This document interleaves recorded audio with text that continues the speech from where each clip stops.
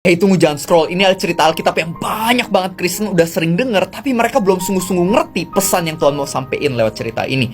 Jadi waktu itu di Markus 4, Tuhan Yesus bercerita bahwa ada seorang penabur benih, seorang petani yang menaburkan benihnya, dan singkat cerita jatuh di 4 jenis tanah. Ada tanah yang pinggir jalan, singkat cerita jatuh ke sana diambil sama burung. Yang kedua itu tanah berbatu, benihnya jatuh, awalnya numbuh dikit tapi akarnya nggak dalam, sehingga akhirnya ya mati juga, nggak bertumbuh sungguh-sungguh. Yang ketiga itu benih yang jatuh di semak duri, awalnya numbuh tapi habis itu kegencet sama semak durinya, akhirnya ya mati juga, nggak sungguh-sungguh bertumbuh. Nah yang keempat adalah jatuh yang di tanah yang subur, dan singkat cerita beneran berakar, bertumbuh dan berbuah, menghasilkan dengan sangat luar biasa. Dan Tuhan Yesus mengatakan, barang siapa memiliki telinga, hendaklah dia mendengarkan. Itu sudah kelar gitu kan, end of session. Tuhan Yesus pergi. Orang-orang di sana garuk-garuk kepala semua, kayak ini maksudnya apa? Gue kagak ngerti gitu ya. Mayoritas pada nggak ngerti. Tapi beberapa anggapnya murid-murid Tuhan Yesus, mereka datang ke Tuhan Yesus. Mereka nggak puas dengan cerita yang mereka nggak ngerti. Mereka tanya, guru, artinya apa sih tadi? Kami mau tahu. Dan di sana baru Tuhan Yesus ajarin kepada mereka, oh, yang jatuh di pinggir jalan itu adalah orang yang nggak ngerti firman, lalu firman yang ditabur itu diambil sama si jahat itu. Makanya gak jadi apa-apa. Yang kedua, yang jatuh di tanah berbatu itu anggapnya orang-orang yang awalnya menerima firman, tapi habis itu karena ada tantangan masalah hidup, mereka juga gak sungguh-sungguh bertumbuh, meninggalkan Tuhan juga.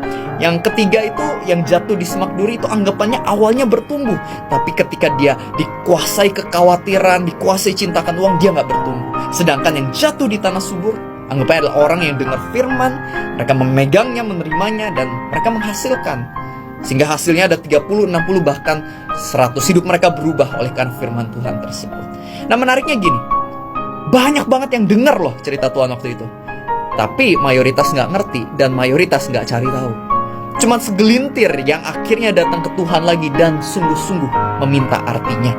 Nah sama halnya dalam hidup kita, banyak yang datang beribadah ke gereja, banyak yang mungkin baca Alkitab, banyak yang denger renungan di TikTok, tapi habis itu mereka nggak sungguh-sungguh cari tahu artinya. Makanya akhirnya mereka nggak mengalami yang namanya perubahan. Tuhan Yesus sengaja kasih sebuah perumpamaan tapi nggak kasih tahu artinya, karena Tuhan Yesus mau lihat siapa yang sungguh-sungguh mau belajar, yang mana yang tanah yang subur. Dan ternyata tanah yang subur adalah murid-muridnya yang datang kepada dia dan bertanya, Tuhan, aku mau belajar artinya.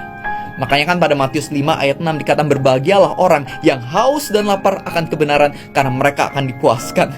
Banyak orang dengar firman, tapi mereka nggak haus dan lapar akan kebenaran. Makanya nggak pernah terpuaskan, nggak pernah sungguh-sungguh ngerti. Tapi orang yang cari tahu arti firman Tuhan akan sungguh-sungguh mengerti dan sungguh-sungguh mengalami perubahan hidup.